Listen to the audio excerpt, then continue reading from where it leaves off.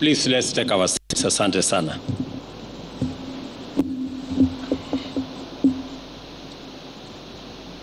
You all agree it is good to have a deputy. Saa zingine anakutetea.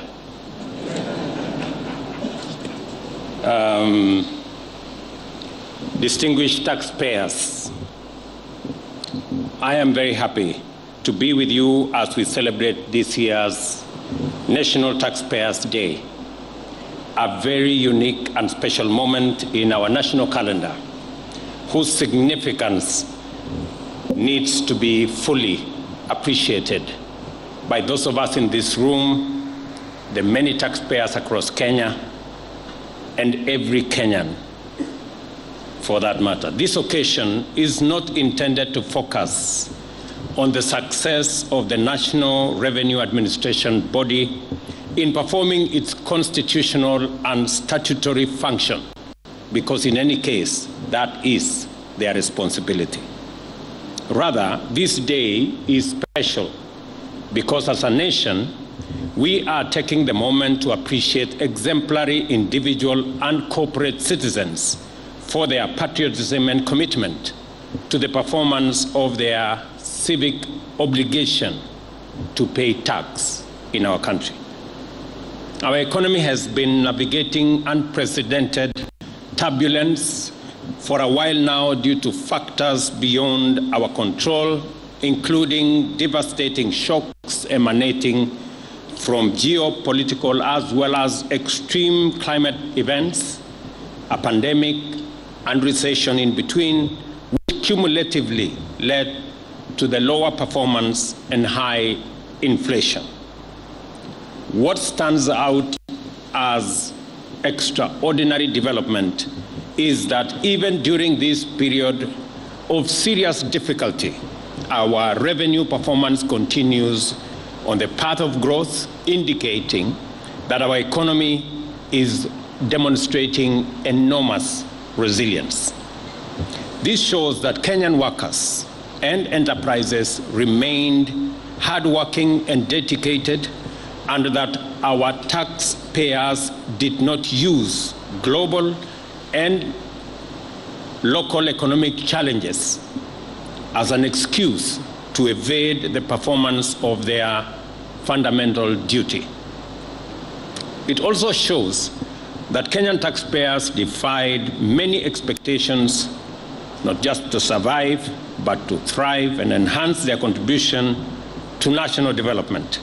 This, ladies and gentlemen, is why we are here to celebrate. There are many who would have created all manner of excuses not to contribute and not to live up to their obligations, but they chose to do the right thing. And that is why we are here to celebrate all the taxpayers, small and big, individual and corporate, today. A year ago, I announced the beginning of a new era in our national economic governance and management, which required us to live within our means and invest in production and productivity. I also declared that the National Tax Administration mechanism had to change and become more facilitative, service-oriented, and supportive of compliant taxpayers.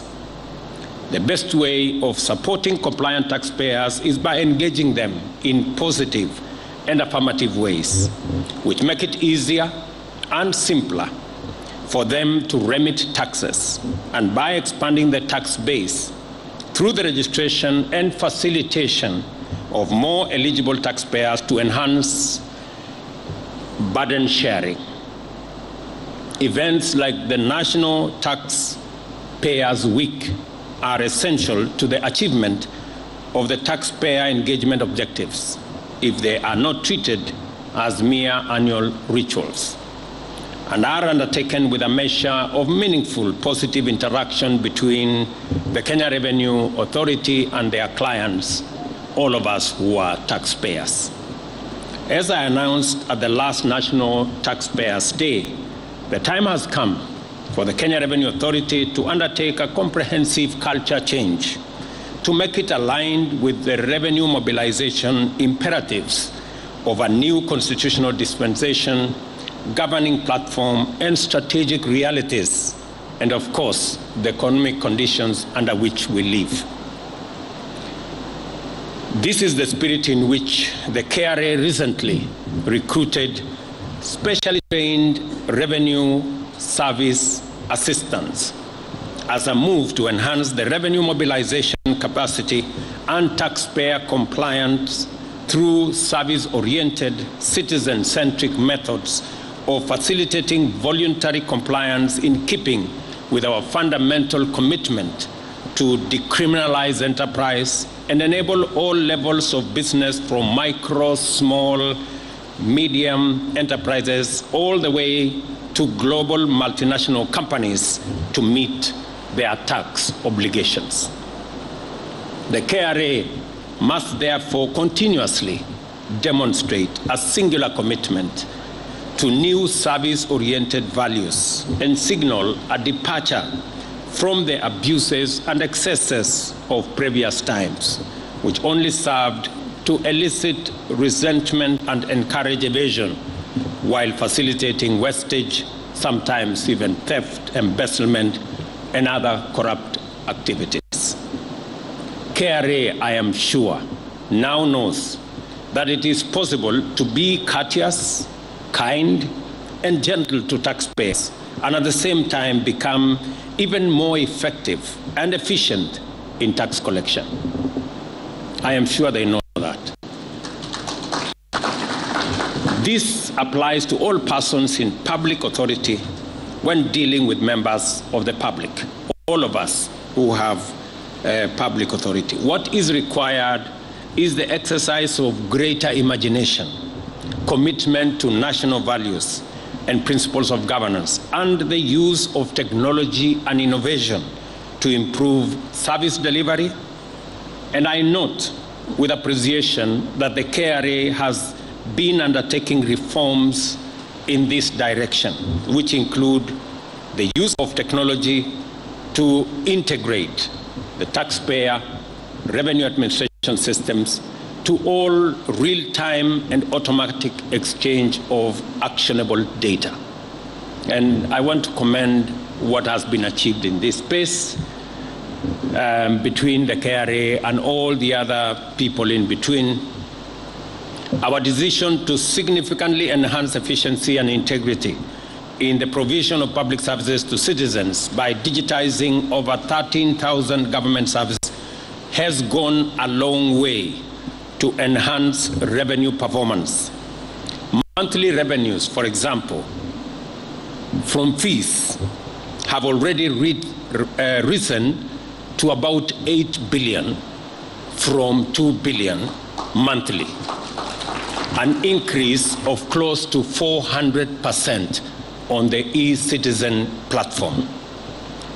As we can all see, the interventions leading to improved performance are efficiency, integrity, and it is also service-oriented. Make it easier for people to pay tax, and this is exactly what we have done with the e-citizen platform to make it seamless for people to pay their tax. In fact, what we agreed with KRA is that it is not necessary to wait until 20th for people to calculate what amount of tax they need to pay. If they can pay taxes instantly, that would go a long way in making it possible for KRA to collect our taxes and for manipulation not to occur on matters to do with the tax. We all agree that if somebody stays with your money for a whole month, they will begin to figure out what to do with it before they send it to you. And sometimes it is none of their choices, but it is just the temptation of having money within. So the sooner we can collect our taxes, the less the temptation on those who are having this money, and the more efficient we become. I'm sure members of parliament were wondering why we said that certain taxes should be collected within 24 hours. So they were asking, what is the magic with these 24 hours? We were just trying to assist many corporates who said, if you can collect your money sooner, then we will all be happy. And there are many companies who are very happy that we are collecting our taxes sooner, faster, much more efficiently, and eliminating the temptation for that money to be used in other ways. I will repeat this. Not only is it possible to be efficient and effective while being courteous and considerate, it is the only way to serve taxpayers and other members of the public. It is not necessary for effective revenue collection to be unpleasant or demeaning to taxpayers or members of the public. We can combine efficiency, effectiveness with courtesy and being handling our clients in a courteous way. The implementation of a national digital identity framework, which I must say is already underway, will also go a long way in facilitating the collection of relevant data for revenue mobilization. In fact, it is our intention that in December, next month, we will formally launch our national digital ID framework that Kenyans can now identify themselves digitally, and you do not have to carry your ID. You can have it on your phone.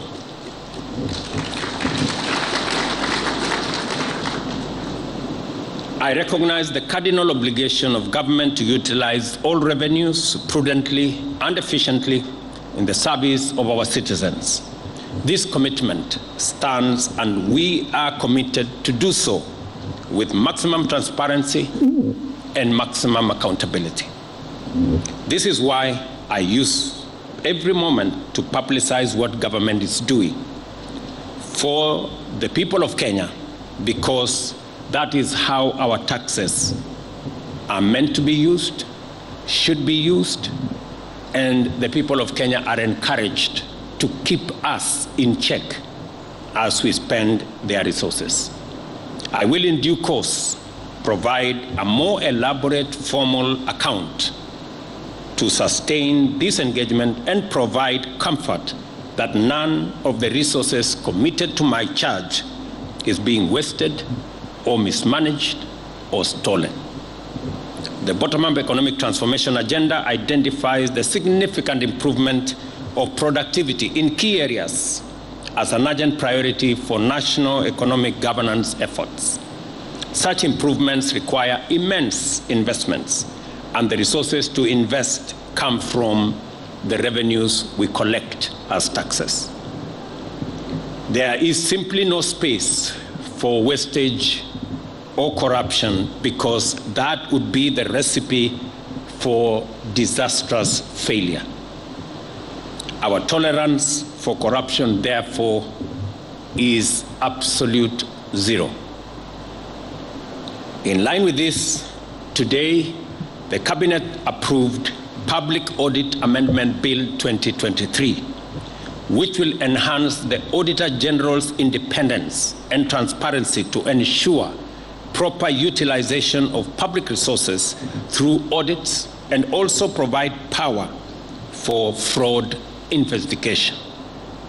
This has been a challenge in the past, but we have said as a government that believes in accountability, we must give the institution of the Auditor General's office the necessary capacity, leeway, and latitude for them to hold every government agency and every government ministry and the whole of government accountable to the people of Kenya through audits, and make sure that we spend the people's money efficiently.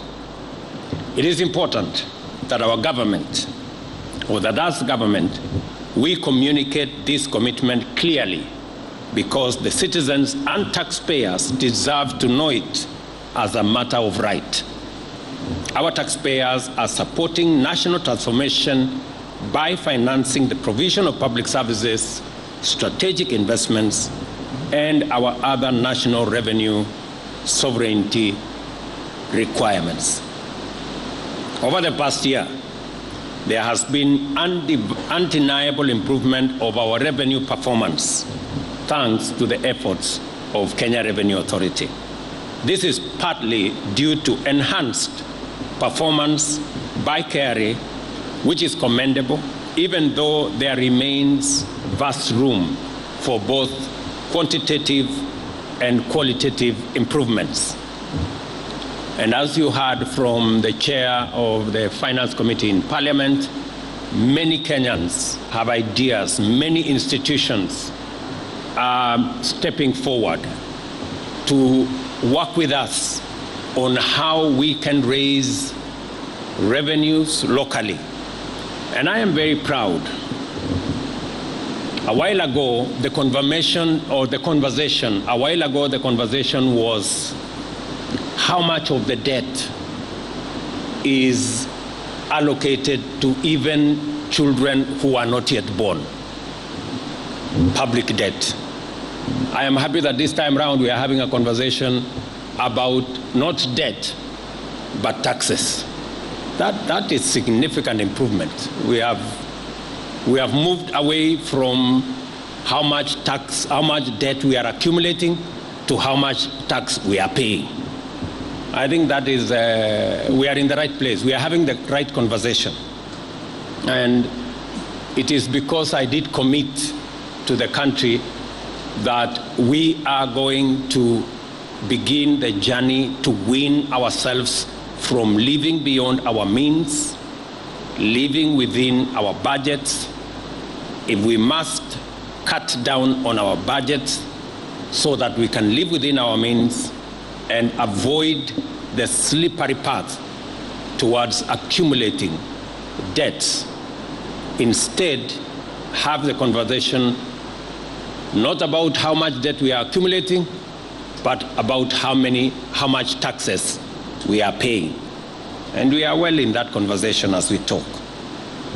The undeniable credit for our sustainable economic resilience and continued ability to meet our local and international obligations, provide services and invest in economic transformation goes to taxpayers who have remained outstanding in their commitment to the strength of our economy, well-being of the people, and sustainable development of our country. We celebrate all our taxpayers today.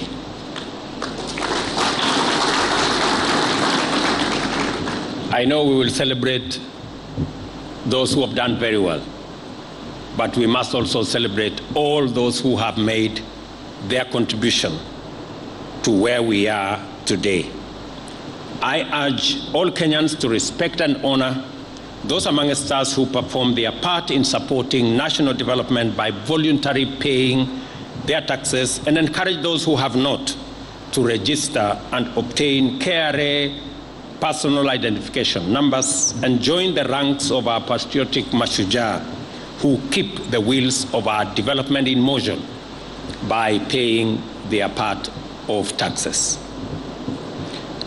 As always, I remain committed to lead from the front on this matter of great national importance, to pay my taxes when they fall due and submit my tax return on time as is required.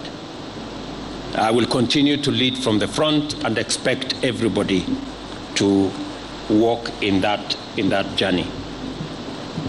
I must also commend all the actors in this space. I know, for example, in the education sector, we have made a huge commitment. In fact, because of the centrality of education as an equalizer, and because of the importance of our human capital as the biggest resource, most important resource we have as a nation, we have focused extensively on funding education. If you compare last year, the education budget last year was 545 billion.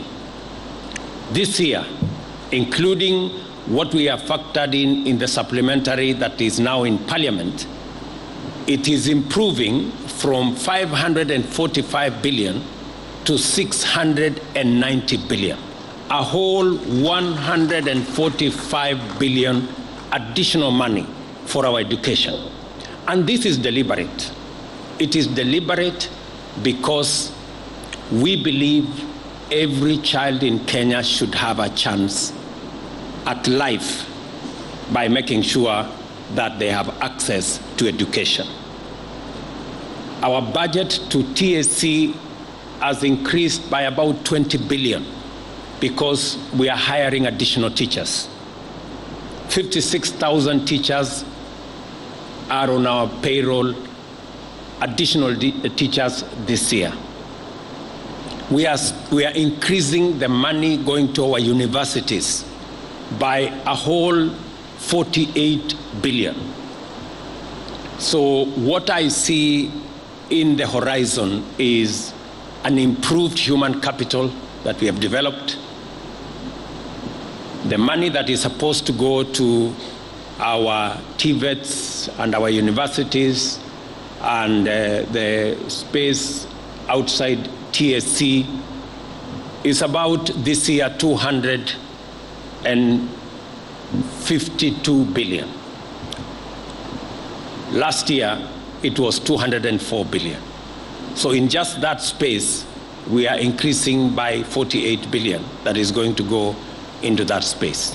And already, contrary to reports all over the place, we have released 62 billion out of that 252 billion.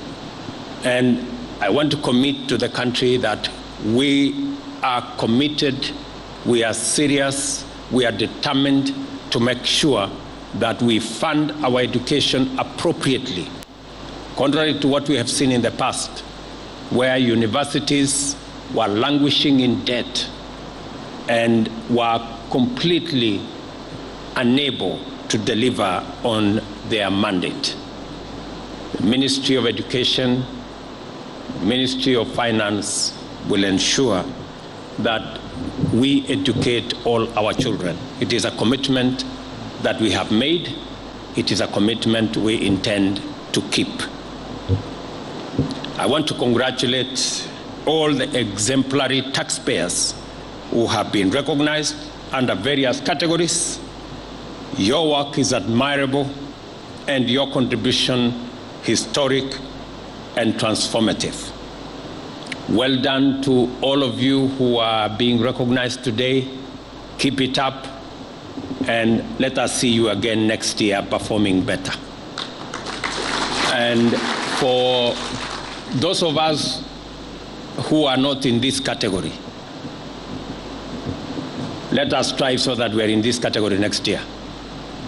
I want to ask KRA to think about the scripture. There was a lady who gave an offering of, I think it was 2 cents.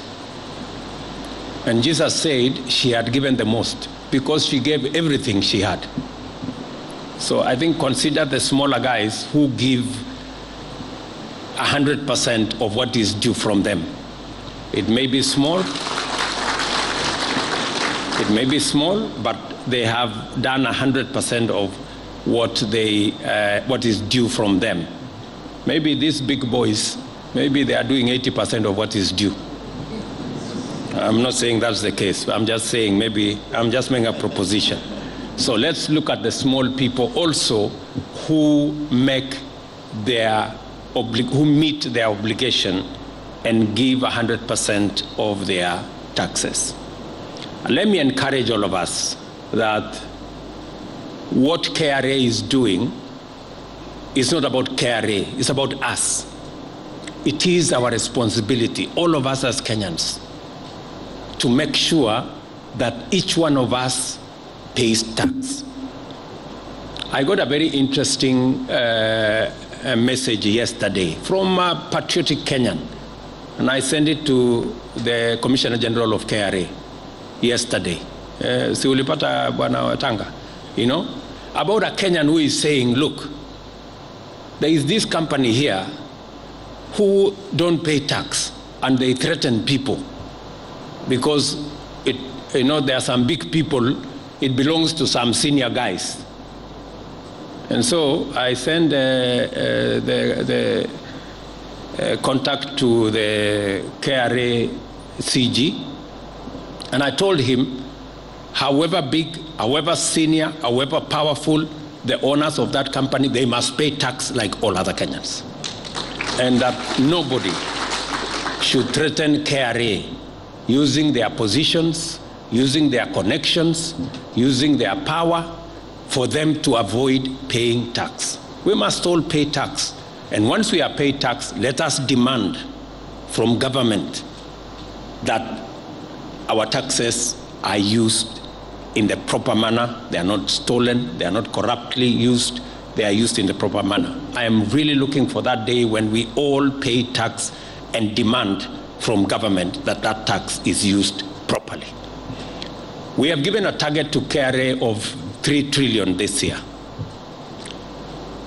I know it is achievable. I know it's doable. And next year, I know we can do 4 trillion. I am looking at the day when we will not have any fiscal deficits. And it is not too far from now.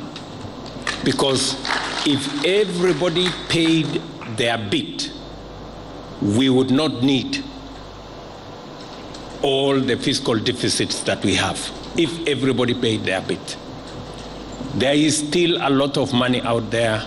There are still many people who are not paying tax. Slowly but surely we will speak to them, we will talk to them, we will encourage them, we will work with them until we all pay tax. That's all we need to do. The rest can be achieved. So, and as I have said, it doesn't have to be punitive, it doesn't have to amount to harassment, but we must be firm, we must be decisive, and everybody must keep their part of the bargain. And that is my encouragement to all of us as Kenyans, that our independence, our sovereignty is when we can manage our own affairs, when we can meet all our obligations, when we can pay for all the services that are due to us and fund all that we need in Kenya. And I am very confident that that is doable if we do this together. We will continue to work with all the other stakeholders. We will continue to leverage on technology. I'm very happy with what I see around the technology space. The taxes that are now being collected using technology, as I said earlier, we are looking at up to 400% increase in taxes that are being collected using technology.